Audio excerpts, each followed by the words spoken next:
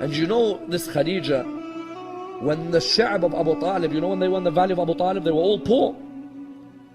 They were in the valley of Abu Talib, they were all poor.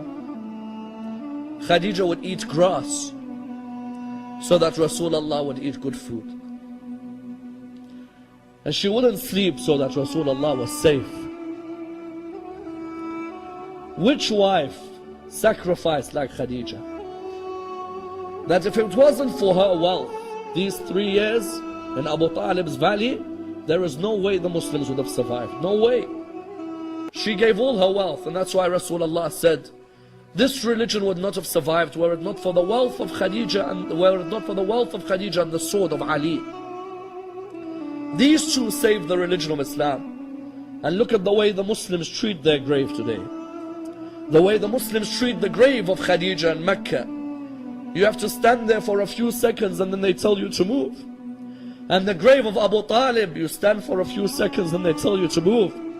And Rasulullah, when these two died, he said, this is the year of grief for me. I've lost my backbones, Abu Talib and Khadija. And I say to Sayyidah Khadija, oh Sayyidah Khadija, you were oppressed now and you were oppressed when you died. Someone says, what do you mean you were oppressed when you died? You know Rasulullah, when he came to bury Bibi Khadija, he came, but because they were so poor, the kafan that he had was not long enough to cover her body. The kafan was not long enough. Those of you who've had to bury your mothers or your fathers, didn't you have a kafan long enough to cover the body? Isn't it an honor from Allah? Khadija, the wealthiest woman, had no kafan. He would try to cover the body, there's no kafan.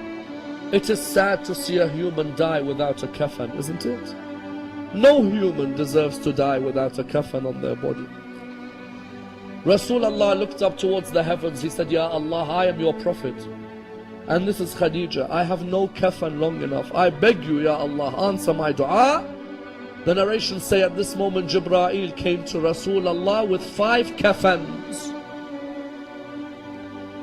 All of you know where I am heading. All of you take your hearts to where I am heading. He came with 5 kafans. Rasulullah looked at him. He said to him, Jibreel, tell me who is the first kafan for? He said to him, Ya Rasulullah, the first kafan.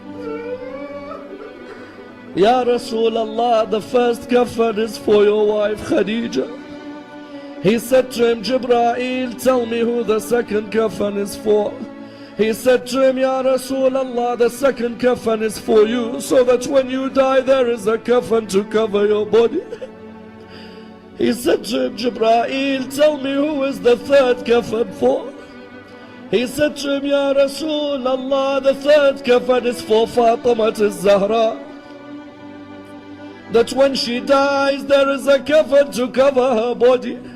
He said to him, Jibreel, tell me who is the fourth kafan for? He said to him, Ya Rasulullah, the fourth kafan is for Ali ibn Abi Talib. That when he dies there is a kafan to cover his body. He said to him, Ya Rasulullah, he looked at him and said, Ya Jibreel, tell me who is the fifth kafan for? He said to him, Ya Rasulullah, the fifth kafan is for your grandson Hassan. That when he dies there is a kafan to cover his body. He looked at him and he said to him, Jibreel, tell me where is the kafan for Abdullah?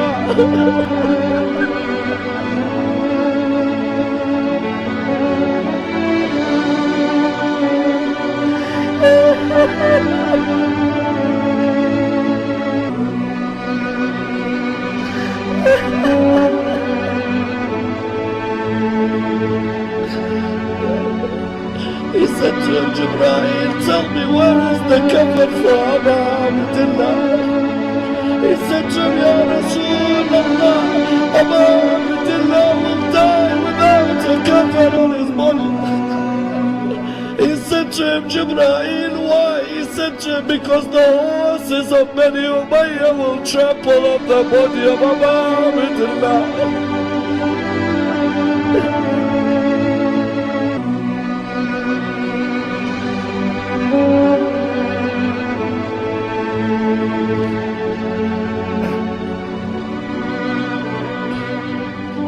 إنا لله وإنا إليه راجعون.